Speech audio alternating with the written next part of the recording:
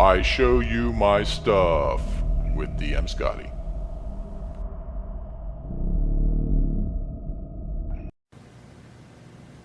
Hey fellow DMs, DM Scotty here, good to have you with me. This is the first in a series of videos I'm going to do just showing things that I've crafted for my own table. I have done some things in the past in my DM's craft and shown some pieces that I've done and talked about the scenarios. But now I'm going to kind of do just a side show that just shows some things that I've done, and I'll explain. If it's stuff I haven't shown before, I'll explain how I made the stuff and talk about maybe a little bit about the scenario or the tile or something like that.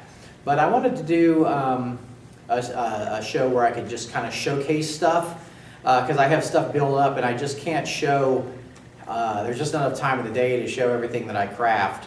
And I thought it might be kind of cool that you could see different tiles and things that I've done, different configurations, different ways I've done it. So, you know, just to spark ideas on your part.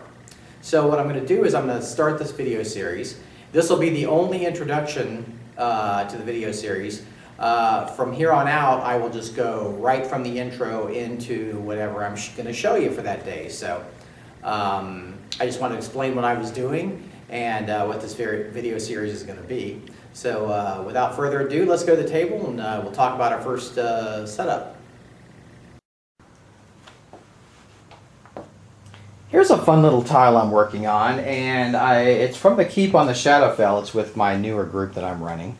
And this is kind of my interpretation. There was a room where they were digging, and so there were some raised areas and lowered areas. Now, there's the interesting stuff on this tile.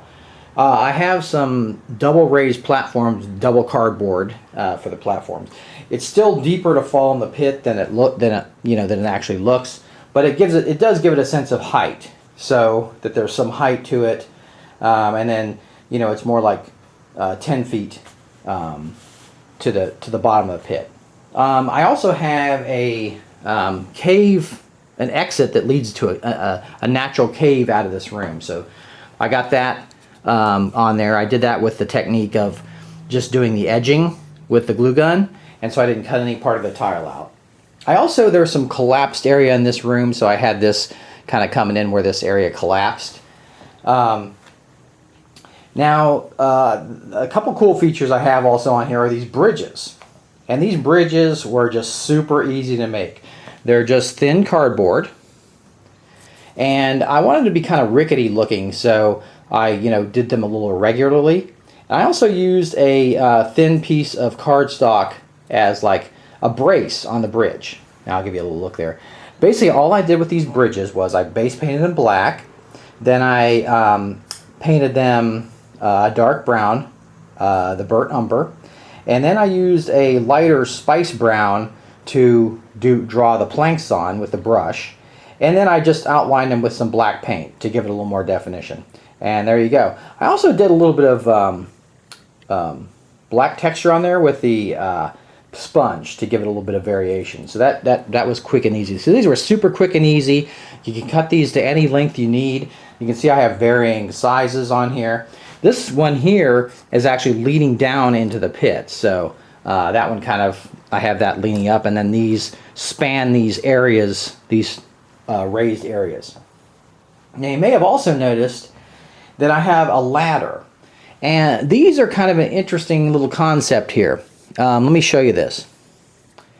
Now you can see it's not the length that a real ladder would be, but it's kind of simulating a ladder. So what I did is I just took a piece of heavy cardstock and bent it, and I put a little bit of glue in the crevice there to keep it from unbending.